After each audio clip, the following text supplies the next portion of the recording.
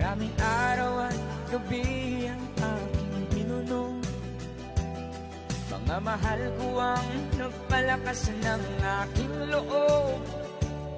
Hindi ko napansin ang takbo ng mga oras. Ngayon nga ako'y pabalik na sa Pilipinas. Pabilis ng pabilis ang tibok ng aking dibdib, habang ang eroplano'y palapit ng palapit sa bayan kong kay tagal ding hindi ko nasilip.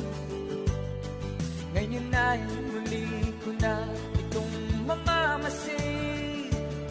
Unti-unting bumababa itong sinasakyan. Sabi ng stewardess, ituwid ang upuan. Lalapag na